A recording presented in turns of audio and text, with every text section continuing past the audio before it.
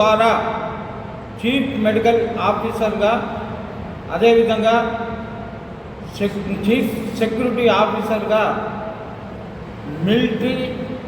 Retired అయినటువంటి military అధికారులను నియమించాలని ఏదైతే నోటిఫికేషన్ యాజమాన్యం జారీ చేసిందో దాన్ని రద్దు చేయాలని ఏఐటీసీగా మేము డిమాండ్ చేస్తూ ఉన్నాం.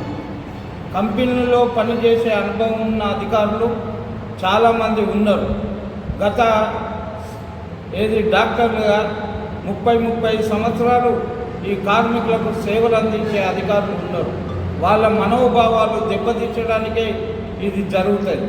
నేను అడుగుతా ఉన్నా, మరి రిటైర్డ్ అయినటువంటి మన మిలిటరీ ఆఫీసర్ వస్తే ఇక్కడ ఏం డిజిగ్నేషన్లు, ఎన్ని డిజిగ్నేషన్లు, అండర్గ్రౌండ్ కార్మికులు ఏం పని చేస్తూ ఉన్నారు, ఇతర కార్మికులు ఏం పని చేస్తూ ఉన్నారు, సర్వీస్ కార్మికులు అనే అవగాహన కూడా వాళ్ళకు ఉండదు.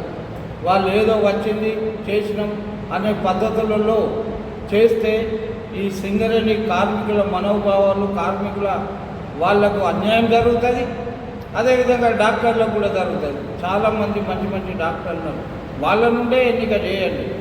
అదేవిధంగా సెక్యూరిటీ ఆఫీసర్గా చాలామందిని మనం తీసుకుంటా ఉన్నాం. చాలామంది సెక్యూరిటీ ఆఫీసర్ గతంలో ఏమైంది, మనకు అనుభవం ఉన్నది. సిఐఎస్ఎఫ్ జవాన్లను తీసుకున్నారు. అప్పుడు ఈ దొంగతనాలు జరుగుతున్నాయి, కార్మికులు కాదు సిఐఎస్ఎఫ్ జవాన్లు ఉండాలని సిఐఎస్ఎఫ్ జవాన్లను తీసుకొచ్చినాక ఏం జరిగింది, సింగరేణిలో దొంగతనాలు పెరిగినాయి, అసాంఘిక కార్యక్రమాలు జరిగినాయి. వాళ్ళ వలన వాళ్ళు ఎవ్వరు చెప్పినా ఒక ఛార్జ్షీట్ వాళ్ళు ఇష్టం ఉన్నట్టు చేసినా వాళ్ళ మీద ఏమైనా చర్యలు తీసుకోవాలన్న జీఎంకి అధికారం లేదు. దొంగతనం జరిగింది, ఓ ఛార్జ్షీట్ ఇస్తామన్నా వాళ్ళకి ఇచ్చే అధికారం జీఎంకి లేదు. ఏమన్నంటే వాళ్ళ ఆఫీసర్ ఇవ్వాలనేది అంటా ఉన్నారు.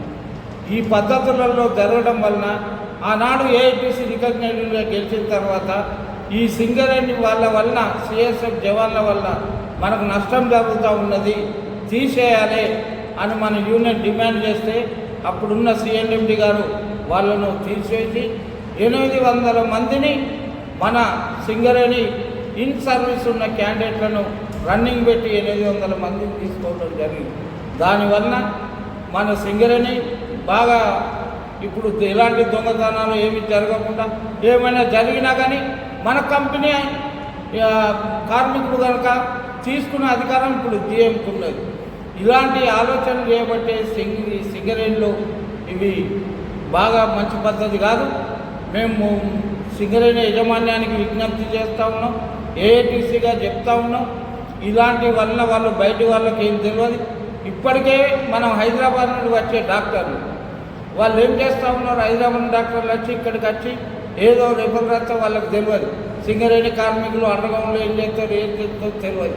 వాళ్ళు ఏదో ఒకటి రిపోర్ట్ రాస్తూ ఉన్నారు. ఆ రిపోర్ట్ను బట్టి చేయడం వల్ల ఇబ్బందికరమైనటువంటి పరిస్థితులు వస్తూ ఉన్నాయి.